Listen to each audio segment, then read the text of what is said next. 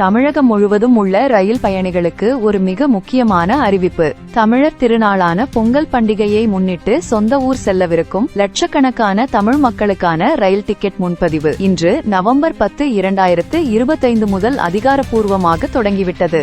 இந்திய ரயில்வே விதிமுறைகளின்படி ஒரு பயணத்திற்கான டிக்கெட்டுகளை 120 நாட்களுக்கு முன்பாகவே முன்பதிவு செய்யலாம் என்ற விதியின் அடிப்படையில் அடுத்த ஆண்டு ஜனவரி மாதத்தில் வரும் பொங்கல் விடுமுறை கால பயணங்களுக்கான டிக்கெட் விநியோகம் இன்று காலை சரியாக 8 மணிக்கு தொடங்கியது. சென்னை, கோயம்புத்தூர், திருப்பூர், சேலம் போன்ற முக்கிய நகரங்களில் வசிக்கும் மக்கள் தங்கள் குடும்பத்துடன் பொங்கலை கொண்டாட சொந்த ஊர் செல்ல தயாராகி ரயில் நிலையங்களின் முன்பதிவு மையங்களிலும் IRCTC-யின் அதிகாரப்பூர்வ இணையதளம் மூலமாகவும் தீவிரமாக தங்கள் பயணச்சீட்டுகளை பதிவு செய்ய தொடங்கினர். இருப்பினும் முன்பதிவு தொடங்கிய சில நிமிடங்களிலேயே வழக்கமாக பெரும் கூட்டம் காணப்படும் முக்கிய வழித்தடங்களான Chennai to Madurai, Chennai to Tirunelveli, Chennai to Nagercoil போன்ற தென் மாவட்டங்களுக்கான ரயில்களில் உள்ள பெரும்பாலான இருக்கைகள் மின்னல் வேகத்தில் நிரம்பிவிட்டன. சில நிமிடங்களில் அனைத்து இருக்கைகளும் முடிந்து உடனடியாக வெயிட்டிங் லிஸ்ட் காண்பிக்க தொடங்கியதால் டிக்கெட் முன்பதிவு செய்ய முடியாமல் போன ஆயிரக்கணக்கான பயணிகள் கடும் ஏமாற்றம் அடைந்துள்ளனர். முன்கூட்டியே காத்திருந்தும் டிக்கெட் கிடைக்காதது